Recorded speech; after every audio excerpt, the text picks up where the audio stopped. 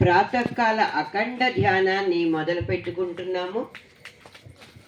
ఏ ప్రాంగణంలో ఉన్న ధ్యానులందరూ కూడా అఖండ ధ్యాన ప్రాంగణానికి వచ్చి ఈ ధ్యానంలో సామూహిక ధ్యానంలో పాల్గొని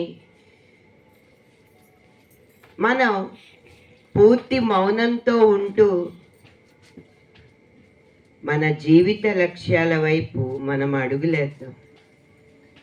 ప్రకృతిలో అత్యంత సూక్ష్మమైన స్పందనలు ఉంటాయి.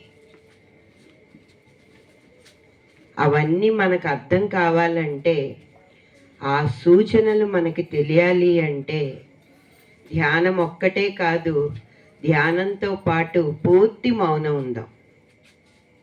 ఉదయం 5 గంటల నుంచి రాత్రి 7 గంటల వరకు చక్కగా అందరూ మౌనంతో గడిపి ఆ తర్వాత ఏమన్నా మాట్లాడాలనుకుంటే మాట్లాడండి.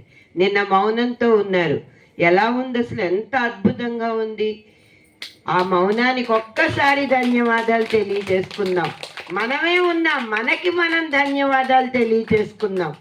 చాలామంది అన్నారు ఇక్కడ మేము మౌనంగా ఉందామని వచ్చాము కానీ ఉండలేకపోతున్నామని. నిన్న అలా ఉంచేసరికి ఒక్కొక్కళ్ళకి ఆ మౌనంలో లోతులేంటో అర్థమవుతుంది. ఎంత అద్భుతమో మౌనం అంటే, పరమాద్భుతం. మాటలు ఇవ్వలేని ఆనందాన్ని, ఆ జ్ఞానాన్ని మౌనం ద్వారా మనం పొందుతాం. ఆ పరమానంద స్థితిని చాలా వేగంగా పొందుతాం.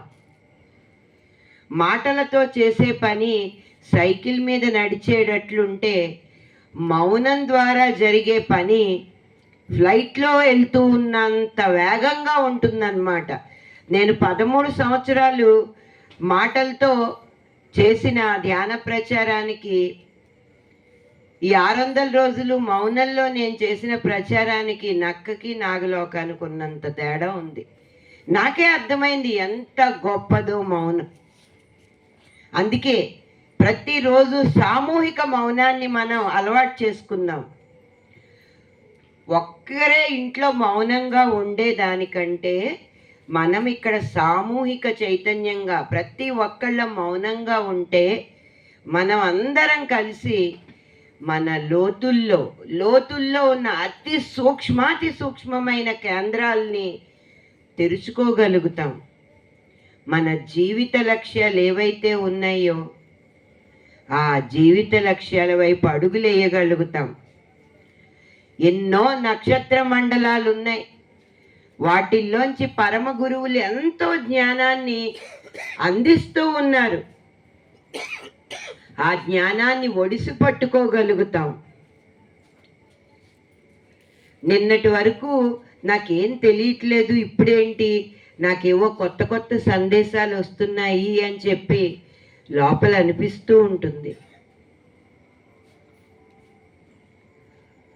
అలాంటి అద్భుతాలు మనం ఈ భూమి మీద చేయటానికి వచ్చాం. నిజానికి ఇవి అద్భుతాలు కాదు, ఒక మనిషి యొక్క అత్యంత సహజమైన స్థితి ఇది. అసహజంగా జీవించటం వలన ఇవి అద్భుతాలుగా మనకు అనిపిస్తూ ఉన్నాయి. ఒక పక్షి మనతో మాట్లాడుతుంది, ఒక చెట్టు మనతో మాట్లాడుతుంది, ఒక గాలి మాట్లాడుతుంది. చాలా సూక్ష్మంగా ఉంటాయి అవి చెప్పే ఆ స్పందనలు, ఆ సూచనలు, అవి అందించే అనంతమైన జ్ఞానం. అవి మనం అందుకోవాలి అంటే బాహ్య మౌనంతో పాటు సాధన చేయగా అంతర్మౌనం కూడా అలవాటు అవుతుంది. అది అలవాటు చేసుకోవాలి. సమయం 5 గంటలు అవుతుంది. చక్కగా అందరం అఖండ ధ్యానంలో 2.5 గంటల అఖండ ధ్యానంలో పాల్గొని మనందరం ఎలాంటి శక్తి స్వరూపాలో, కాంతి స్వరూపాలో మనకి మనం గుర్తు చేసుకుందాం. మరొక్కసారి ఈ 2.5 గంటల అఖండ ధ్యానానికి మనందరం కరతాళ ధ్వనులతో ఈ ప్రదేశంలో మనం ఉన్నందుకు మనకి మనం ధన్యవాదాలు తెలుపుకుంటూ